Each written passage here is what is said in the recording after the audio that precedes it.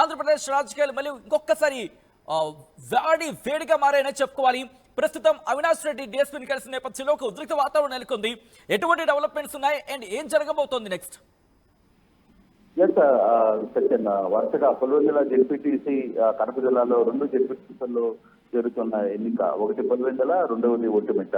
వరుసగా నిన్నటి నుంచి జరుగుతున్న దాడులు ఆహారం మీద కొంత ఉద్రిక్త అయితే అంటే చాలా కాలం తర్వాత, చాలా సంవత్సరాల తర్వాత పులివెందుల్లో ఇక పరస్పర దాడులకు సంబంధించిన వ్యవహారం అయితే చాలా గట్టిగా ఉంది. అయితే ప్రధానంగా నిన్నటి నుంచి వైసీపీ నేతల మీద టార్గెట్ గా టీడీపీ నేతలు చేస్తున్న దాడులు కొంత ఆందోళన కలిగిస్తున్న పరిస్థితి అయితే ఉంది. ఈ రోజు ఉదయం ఎమ్మెల్సీ యాదవ్ని కావచ్చు, లేకపోతే రమేష్ యాదవ్ని కావచ్చు, లేకపోతే వేముల రాముని కావచ్చు, ఇద్దరి మీద వెహికల్లో వస్తున్నప్పుడు పూర్తిగా వెహికల్ ని మొత్తం కూడా ధ్వంసం చేసి దాదాపుగా 100 మంది ఆ వెహికల్ మీద పెట్రోల్ పోసి మరి వెహికల్ ని తగలబెట్టి ప్రయత్నం చేసిన అయితే ఉంది. ఒక ఎమ్మెల్సీకి గన్మెన్ ఉన్నప్పటికీ కూడా అతను ఆ కారులో నుంచి దిగి వేరే కారులో ముందుకు వెళ్ళిపోవడంతో చాలా వరకు నేను సేఫ్ అయ్యానని చెప్పి చెప్తున్న పరిస్థితి అయితే ఉంది. అయితే ఉద్రిక్త వాతావరణం అయితే పెద్ద ఎత్తున చోటు చేస్తున్న పరిస్థితి. అదే విధంగా వెంటనే బాధితులందరూ కూడా పులివెందుల డిఎస్పీని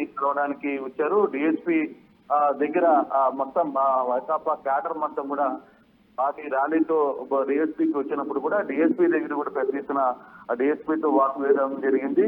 మురళీ నాయక్, ఏదైతే మురళీ నాయక్ డిఎస్పీ ఉన్నాడో, డిఎస్పీ నాయక్ మాట్లాడిన తీరు కొంత అభ్యంతరకరంగానే ఉందని చెప్పాలి. బేసిక్ గా అక్కడ జరుగుతున్న ఎన్నికల కోసం రాజకీయ పార్టీలు మాట్లాడుతున్న నేపథ్యంలో అక్కడ జరిగింది పాత కక్షలు అన్నట్టుగా మురళీ నాయక్ మాట్లాడడంతో అక్కడే ఉన్న సతీష్ రెడ్డి కావచ్చు, లేకపోతే ఎంపీ అవినాష్ రెడ్డి కావచ్చు, ఒక్కసారిగా నాయక్ని అసలుకి నువ్వు నిన్నగాక మొన్న వచ్చావు ఇక్కడికి, నీకు అసలు ఇక్కడ జరుగుతున్న పరిస్థితి నీకు పూర్తిగా అవగాహన లేదు, నువ్వు ఏం మాట్లాడుతున్నావు, ప్రజల మీద రక్షణ కల్పించాల్సిన అధికారిగా ఉండి నువ్వు ఒక ఇదిగా మాట్లాడుతున్నావు అనేది సతీష్ రెడ్డి గట్టిగా డిఎస్పీని వాన్ చేసిన పరిస్థితి అయితే ఉంది.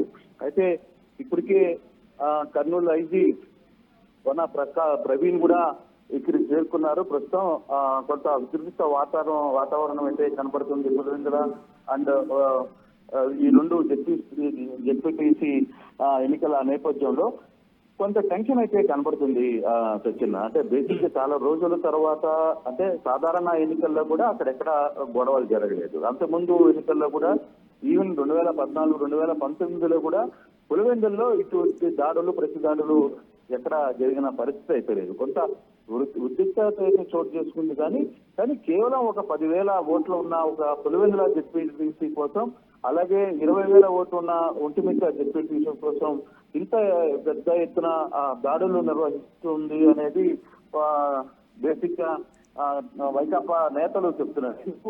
ఇంత దాడులు చేసి భయాందోళన సృష్టించాలనేది ప్రధానంగా చేస్తున్న పరిస్థితి. ఇది పోయే కొద్దీ చాలా తీవ్ర రూపం దాడితే మా చేతిలో కూడా ఏముండదు. ఇప్పటి వరకు కొంత ప్రశాంతంగానే ఎలక్షన్ జరపాలి అనే ఆలోచనలోనే మేము ఉన్నాం. కానీ ఉద్దేశపూర్వకంగా కనీసం అంటే ఒక కారు మీద పెట్రోల్ పోసి కూడా తగలబెట్టే ప్రయత్నం చేయడం అనేది కొంత అభ్యంతరకరమైన అంశం అనేది టీడీపీ నేతలు చెప్తున్నారు. పోలీసు యంత్రాంగం ఇప్పటికైనా సరే ఎలక్షన్ ని ఒకవైపు అంటే ఎలక్షన్ జరుగుతున్న నేపథ్యాన్ని పరిశీలించాలి. అట్ ద సేమ్ టైం విజయవాడలో కూడా వైకాపా నేతలు ఎలక్షన్ కమిషన్ ముందు బైఠాయించి జరుగుతున్న తీరు మీద వాళ్ళ అభ్యంతరాలు చెప్తున్న పరిస్థితి ఉంది. ఎలక్షన్ కమిషన్ ని కూడా కలిసి జరుగుతున్న వరుస దాడుల్ని వాళ్ళు కంప్లైంట్ ఇచ్చిన పరిస్థితి కూడా మనం చూసాం. సో ఏదేమైనా కొంత టెన్షన్ అయితే పులివెందుల కడప జిల్లాలో జరుగుతున్న 2 డిస్ట్రిక్ట్ స్థానాల్లో కొంత టెన్షన్ వాతావరణం అయితే చోటు చేసుకుంటుంది. ప్రధానంగా టీడీపీ కూటమి అనుచరులు కొంత వైసీపీ మీద వరుసగా నిన్న ఈ రోజు దాడులు చేయడం కొంత ఆందోళన కలిగిస్తున్న అంశంగానే చూడాలి. కృష్ణమోహన్, మీరు అన్నట్టుగా ఎందుకంటే మొదటి నుంచి ఆ డెవలప్మెంట్స్ మీరు చూస్తూనే ఉన్నారు, ట్రాక్ చేస్తూనే ఉన్నారు, వాటిని డెవలప్మెంట్స్ మీరు కీన్ గా అబ్జర్వ్ చేస్తూ ఉన్నారు. సో ఇటువంటి పరిణామ క్రమంలో ఏం జరిగే అవకాశం ఉందని భావించడం జరుగుతోంది. మరి ముఖ్యంగా ఉద్రిక్త వాతావరణం చోటు చేసుకున్న సందర్భాల్లో మరింత పోలీసు బలగాలని మోహరించబోతున్నారా? బహుశా ఇలాంటి సందర్భాల్లో చూస్తూ ఉంటాం, హౌస్ అరెస్ట్ జరుగుతూ ఉంటాయి. సో అటువంటి సిచ్యువేషన్ ఏమైనా కనిపిస్తోందా? పరిస్థితి చేయదాటకుండా ఉండేందుకు అటువంటి చర్యలకి ఏమైనా ఉపక్రమించడం జరుగుతోందా పోలీసు శాఖ? అంటే ఇప్పుడు పోలీసులు మాట్లాడిన కొన్ని మాటలు కూడా కొంత అభ్యంతరకరంగానే మనం చూడాలి. ఇప్పుడు ఒక 10 నిమిషాల ముందు కర్నూలు డిఐజీ కోయా ప్రవీణ్ కూడా మాట్లాడుతూ పులివెందుల సహజంగానే సమస్యాత్మక ప్రాంతం, కక్షలు రాజకీయ హత్యలు అనాదిగా జరుగుతున్న విషయం అని చెప్పి ఆయన రాజకీయాలు మాట్లాడే ప్రయత్నం చేశాడు అనేది ఇప్పుడు అక్కడ డిఎస్పీ మురళీ నాయక్ కావచ్చు, లేకపోతే ఇప్పుడు కోయా ప్రవీణ్ కూడా నేరుగా ఆసక్తి మాట్లాడారు. దాంతో కొంత వైసీపీ తీవ్రమైన అభ్యంతరం అయితే జరుగుతుంది. 2000 అంటే జగన్మోహన్ రెడ్డి ముఖ్యమంత్రి కాక ముందు నుంచి కావచ్చు, అయిన తర్వాత కూడా ఎక్కడ పులివెందుల్లో ఇటువంటి హత్యలు, దాడులు, ప్రతిదాడులు జరగలేదు.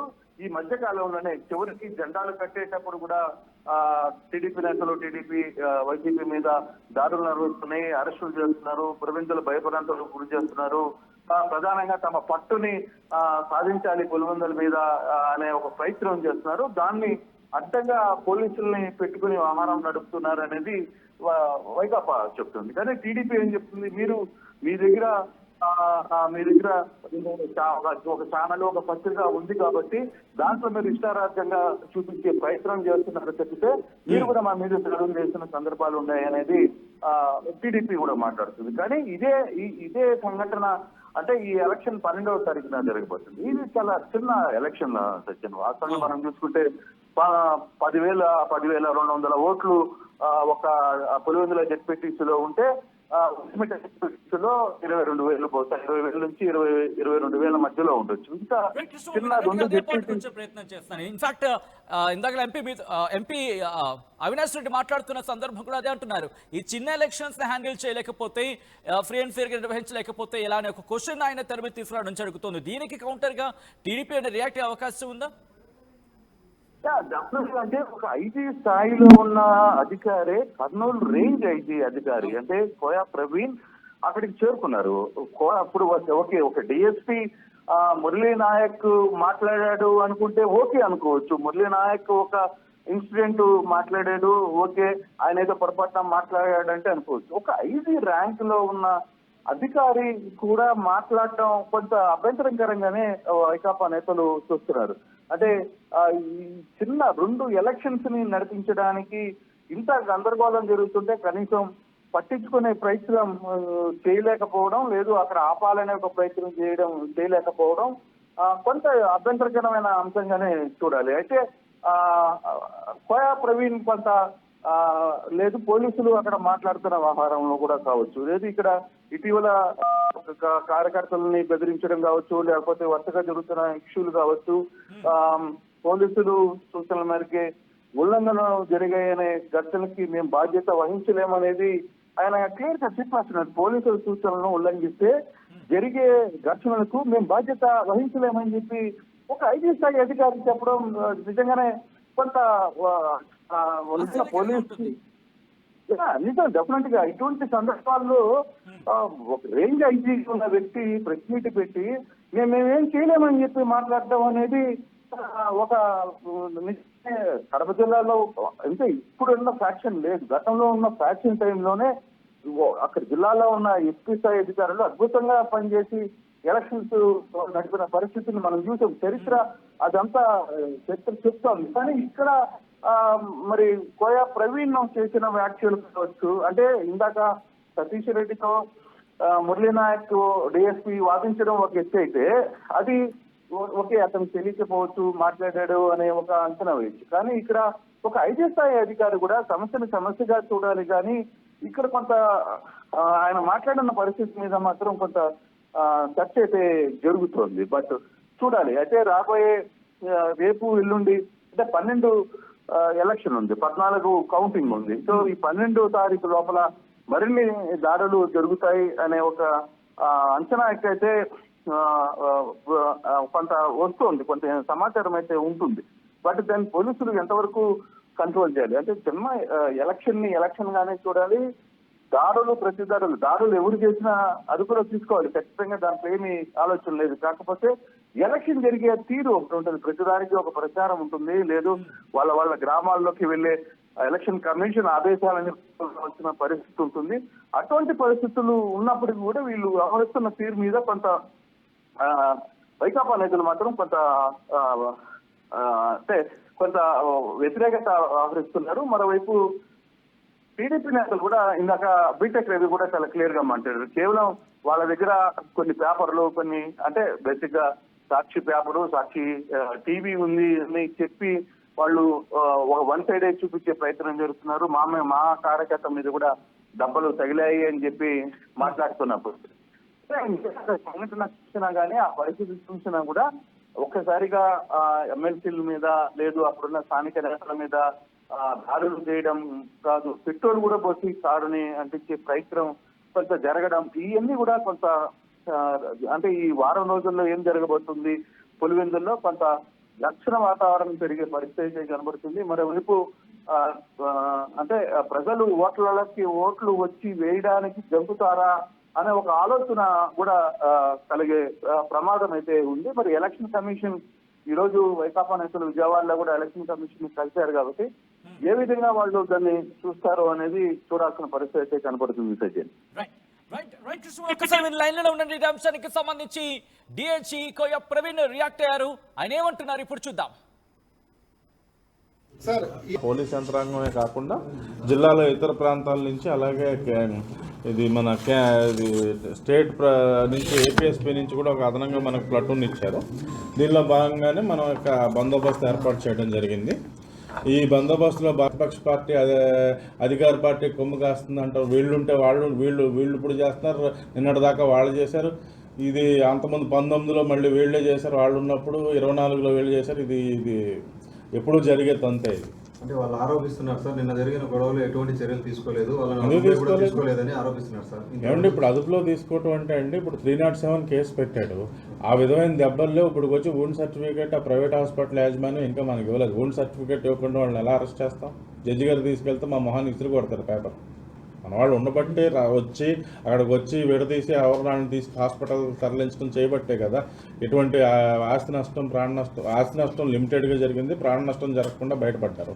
కాబట్టి ఏంటంటే ఏదైతే మీకు నిర్ణీత ప్రదేశాల్లో ప్రచారానికి పోలీసు వారు అనుమతిస్తారో అక్కడ వరకే మీరు ఉంటే మీ ఈ ఎలక్షన్ అయ్యే వరకు కూడా 100% మీ సేఫ్టీని మీరు ఇటు వెళ్లాల్సిన అటు దూకి ఇటు వెళ్తే మాత్రం ఇలాంటివి జరుగుతూ ఉంటాయి.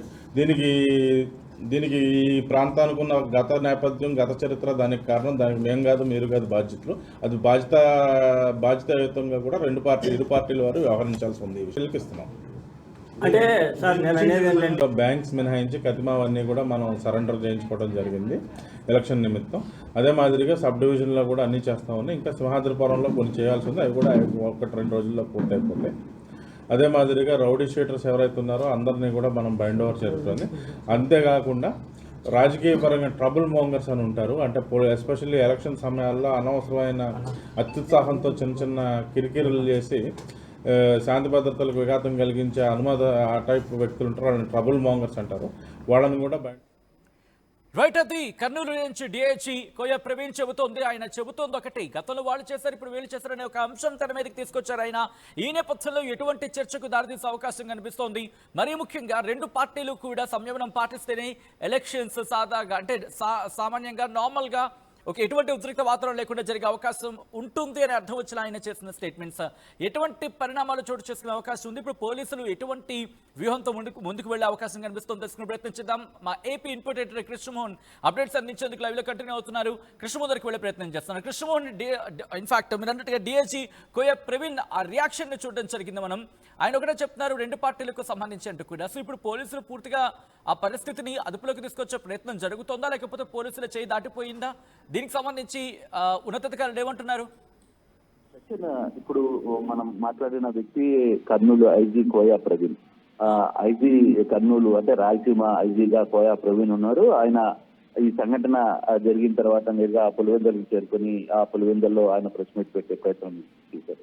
దీనికంటే ముందు ఈ ఘర్షణకి పోలీసులు అంటే దాడులు, పరస్పర దాడులు, తర్వాత హాస్పిటల్, తర్వాత కారు మీద పెట్రోలు, తర్వాత ఆయన్ని తీసుకుని హాస్పిటల్కి చేర్చడం, వాళ్ళు అక్కడి నుంచి వైకాపా నేతలు ఒక నిరసన ర్యాలీ జరుపుతూ డిఎస్పీ ఆఫీస్ దగ్గరికి రావడం. డిఎస్పీ ఆఫీస్ దగ్గరికి వచ్చినప్పుడు డిఎస్పీ అక్కడ ఉన్న డిఎస్పీ మురళీ నాయక్ ఏదైతే మురళీ నాయక్ ఉన్నాడో, మురళీ నాయక్ మాట్లాడిన దాని మీద వైకాపా నేతలు తీవ్రమైన అభ్యంతరం అయితే చెప్పారు. ఇక్కడ కోయా ప్రవీణ్ కోయా ప్రవీణ్ మాత్రం ఆయన ప్రెస్ మీట్ పెట్టి ఇది మీరు వాళ్ళు చెప్పారు మీరు చెప్పారు మేము ఏం చేయలేమన్నట్టుగా ఆయన చేతులు చేసే మాటల ద్వారానే మనకైతే అర్థమవుతుంది ఆయన మాట్లాడుతున్న పరిస్థితి. బట్ ఒక ఐజీ రేంజ్ లో ఉన్న వ్యక్తి మాట్లాడే పద్ధతి కావచ్చు, లేకపోతే ఒక సంఘటన జరిగినప్పుడు కింద స్థాయి అధికారులు తొందరపడి ఏదైనా మాట్లాడినా దాన్ని సర్ది చెప్పే ప్రయత్నం చేయాలి.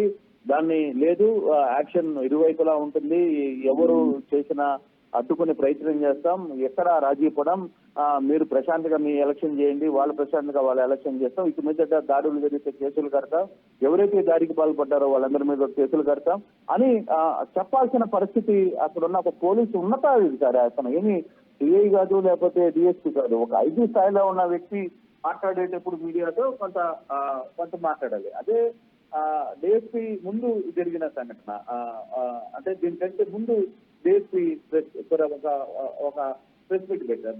ప్రెస్ మీట్ కాదు, నేతలు వచ్చి అక్కడ మీరు ఏం యాక్షన్ తీసుకుంటున్నారు, ఈ సంఘటన జరిగింది, కంప్లైంట్ ఉంది అని చెప్పే ప్రయత్నంలో అక్కడ మురళీ నాయక్ సతీష్ రెడ్డికి మధ్య జరిగిన సంఘటన, మురళీ నాయక్ ఎంపీ అవినాష్ రెడ్డికి మధ్య జరిగిన సంఘటన కొంత ఇద్దరి మధ్య వాగ్వివాదం అయితే చోటు చేస్తున్న పరిస్థితి అయితే కనపడింది. అయితే ఈ సంఘటనలో కొంత మరి రేపు జరగబోయే 2-3 రోజుల మధ్య అంటే 12వ తారీఖు ఎలక్షన్ జరగబోతుంది. 12వ తారీఖు ఎలక్షన్స్ కి ఈ వరుసగా 2 రోజులు, నిన్న ఈ రోజు జరుగుతున్న ఈ దాడుల్ని మరి పోలీస్ కంట్రోల్లో తీసుకుంటుందా, పోలీసు దీన్ని లేదు ఇప్పుడు ఐజీ లాంటి వ్యక్తే మీరు కొట్టుకొని కావండి, మేము ప్రోత్సాహం చూస్తుంటాము, ఇరు పేరు మీద కేసులు కడతామని చెప్పి మాట్లాడిన పరిస్థితికి చూస్తారా, మరి ఏ విధంగా జరగబోతుంది అనేది చూడాల్సిన పరిస్థితి ఉంది.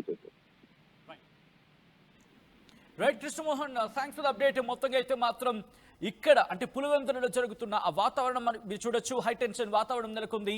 పులివెందులలో హై టెన్షన్ వాతావరణానికి సంబంధించిన బిగ్ బ్రేకింగ్ న్యూస్ చూస్తున్నారు. వైసీపీ నాయకులపై దాడికి నిరసనగా ఎంపీ అవినాష్ రెడ్డి ఆధ్వర్యంలో భారీ ర్యాలీని అక్కడ చేపట్టడం జరిగింది. దాడులు చేసిన వారిపై చర్యలు తీసుకోవాలని డీఎస్పీకి వినతి పత్రం అందజేశారు ఎంపీ అవినాష్ రెడ్డి.